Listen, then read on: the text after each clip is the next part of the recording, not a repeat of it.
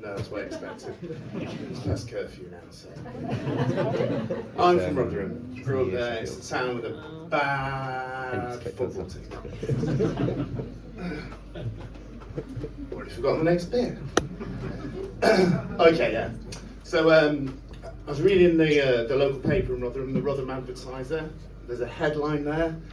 Rotherham is officially shit. The S in shit was disguised with a dollar sign. I can still read it there.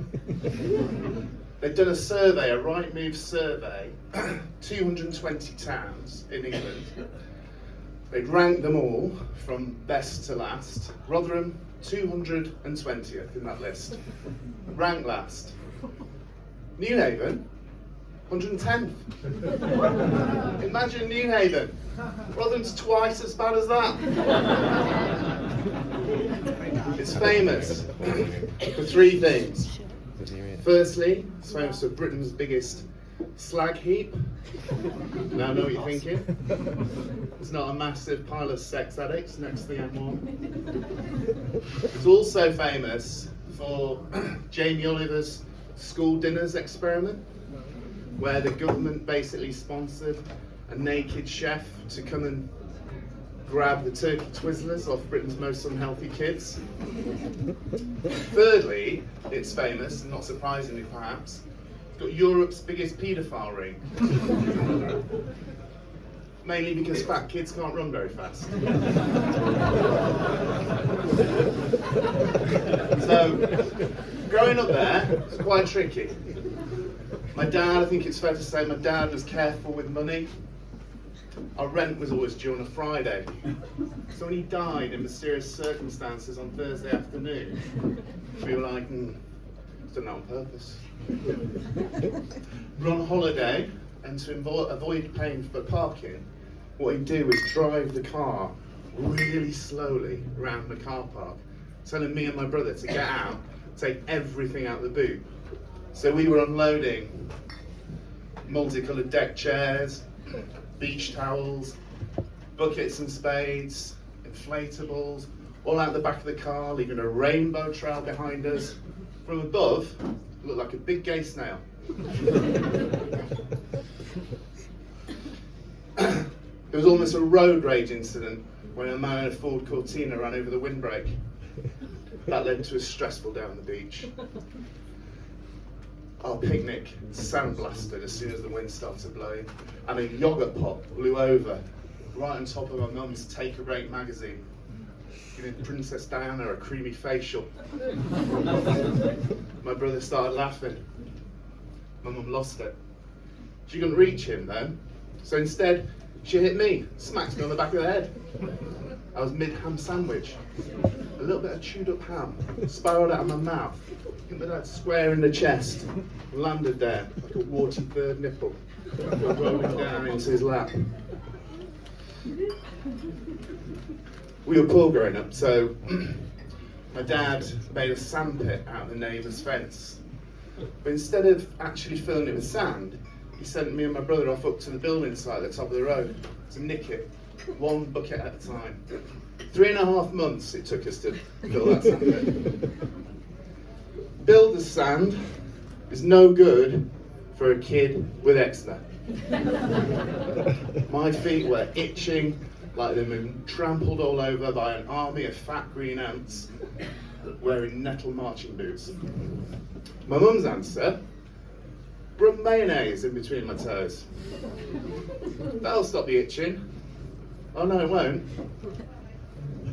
Because mayonnaise is not the special ointment that my mum describes it as. There's loads of E numbers in mayonnaise, but not one of them is E45. So the mayonnaise is on my feet, and then my mum gets carrier bags, and she puts them on top of the mayonnaise, and she ties them up with elastic bands really, really tight, thinking, that's going to stop you scratching. She was right about that, it did stop me scratching, but only because I couldn't feel my feet anymore. I was a pretty ugly kid, all national health specs when I was growing up, plus bag socks. One bonfire night, I was running down to the front to get a sparkler. I tripped up, my glasses came off my face, went straight into the flames. My dad hooked them out with a stick. Well, by that time, one of the lenses was cracked and one of the arms had all melted. No problem for my mother though. She put a patch over one eye and sellotaped the arm back on. Sent me off to school, bag socks, patch over one eye. Looked like a pirate who didn't want to get his feet wet.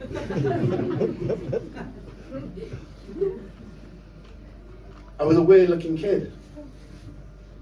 No wonder the paedophiles didn't touch me.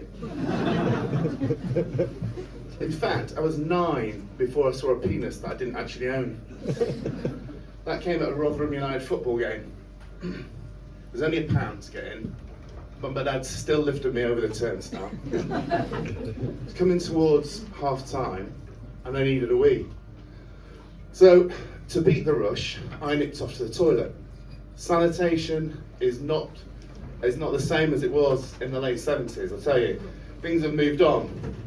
The toilets at Rotherham, little gutter down the back of the main stand with a 20 feet concrete slope. I'm there, in the gutter, weeing away when the half-time whistle goes. It's hot, it's humid, there are flies all over the place. It's like you're on holiday. Costed Rotherham. I zip up and I turn around as the half-time whistle's gone, and I look up the slope, only to see almost a dozen penises pointing in my direction, whilst fully grown men are pissing down the slope towards me. It turns out nobody actually walks down the bottom of the slope. Everyone pisses from the top. Who knew that? Walking back up the slope, wishing that I had a patch over both eyes, ankle deep in urine, thanking God that I had bag socks on. Apparently that's the first time that 11 men in Rotherham shirts have pissed on anyone. Thank you very much for listening. Cheers.